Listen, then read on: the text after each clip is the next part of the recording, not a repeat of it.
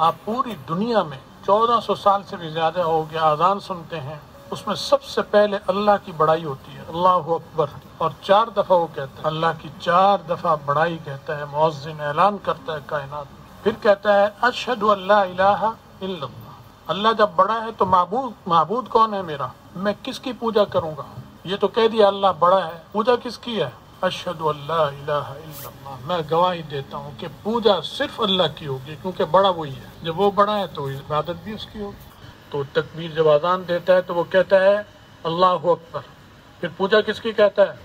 اشہد ان لا الہ الا اللہ، اللہ کے علاوہ کوئی معبود نہیں، میں اس کی گواہی دیتا ہوں۔ اور ہم آپ سنتے ہیں گھروں میں یہ آواز، تو ہم بھی یہی بات کہتے ہیں کہ اشہد ان لا الہ الا اللہ، اس کا ساتھ دیتے ہیں نہیں دیتے؟ پھر جب وہ یہ کہہ دیتا ہے تو بات ختم ہو گئی؟ نہیں، بات ختم نہیں ہوئی، کلمہ اور عہد اور معاہدہ پورا نہیں ہوا ابھی۔ وہ کہتا ہے اشہد ان محمد الرسول اللہ، اب کلمہ پورا ہوا، میں گواہی دیتا ہوں کہ محمد صلی اللہ علیہ وسلم اللہ کے رسول ہیں۔ جب ہم یہ کہتے ہیں اشہد ان محمد الرسول اللہ، تو ہم یہ بھی کہتے ہیں کہ میں گواہی دیتا ہوں کہ آپ کے علاوہ جتنے نبی گزر گئے وہ بھی اللہ کے رسول ہیں، وہ اس میں ساتھ شامل ہو جاتے ہیں۔ اب اتنے سے کلموں میں پورا عالم میں دین مکمل ہو گیا، اللہ اکبر، اشہد ان لا الہ الا اللہ، اشہد ان محمد الرسول اللہ، دین مکمل ہو گیا۔ اب مکمل ہوا تو کیا ہوگا؟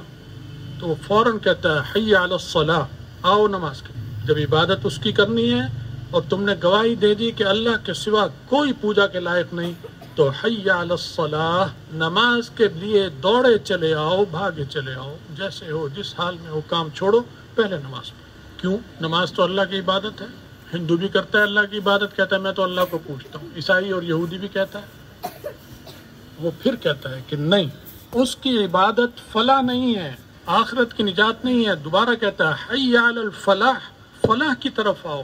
جب نماز پڑھ لو گے یہ بھی تو تم فلاح کی طرف آ جاؤ گے۔ فلاح کا مطلب پورا سیاسی نظام اسلام کا، اس کو اختیار کر لو، پورا جہادی نظام، پورا تجارتی نظام، پورا گھریلو نظام، پورا محلے کا نظام، پورا شہروں کا نظام، سلطنتوں کا نظام، اور آسمان اور زمینوں کا نظام، یہ دین ہے اسلام، جو آسمان اور زمین دونوں کو گھیر رکھا ہے، جس کی تعلیمات دونوں پر محیط ہیں۔ وہ کہتا ہے حی علی الفلاح، فلاح کی طرف۔ فلاح کا مطلب ایسے کام دنیا میں کرو کہ اس کے نتیجے میں آخرت میں جہنم میں جائے بغیر سیدھے جنت میں چلے جاؤ، یہ ہے فلاح کا مطلب۔ ہم تو یہاں فلاح کا ستیہ ناش کر دیا ہم نے، ہمارے لیڈر بھی، سیاستدان بھی کہتے ہیں یہ فلاحی کام انجام دے رہے ہیں، فلاحی کام انجام دے رہے ہیں، جو یہیں سے چلتے ہیں دنیا میں دفن ہو جاتے ہیں، اس کو فلاح کہتے ہیں۔ اسلام میں فلاح کا مطلب ہے کہ دنیا سے چلتا ہے اور جنت میں داخل ہونے کے بعد اس کو چھوڑ، ایسا بچاتا ہے، اس طرح حفاظت کرتا ہے مومن کی کہ یہاں سے لے کے چلے گا اور تمام مرحلوں سے گزارے گا، کھودتا پھاندتا چھلانگتا ساری کھائیوں سے گزرتا ہوا سیدھا جنت میں داخل ہو جائے گا۔ یہ ہے فلاح، حی علی الفلاح، آؤ فلاح کی۔ جب یہ سب کچھ ہوا تو فلاح بھی ہو گئے، تو پھر کیا رہا؟ پھر کہتے ہیں اول بھی اللہ اور آخر بھی اللہ، آخر میں پھر وہ کہتا ہے اللہ اکبر، اللہ اکبر۔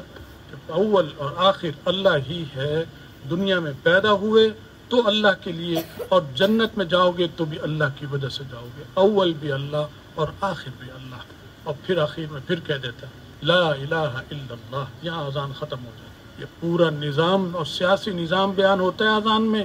یہ مؤذن بہت بڑا کام کرتا ہے، اتنا بڑا کام کرتا ہے کہ اگر بش کا بس چلے اور پیوٹن کا بس چلے، اس کی یہیں گردن کاٹتے ہیں، اسے اتنے چپتے ہیں یہ الفاظ۔ اسرائیل اور یہودیوں کو بھی ان کا بس نہیں چلتا، ورنہ وہ چاہیں تو اس کی گردن کاٹ دیں۔ کیوں کہہ رہے ہیں؟ اتنا بڑا دین آپ کا ہے، اتنا بڑا نظام بیان کیا ہے، دنیا کا کوئی دستور ان چند لفظوں میں اپنا سارا مقصد نہیں بیان کر سکتا۔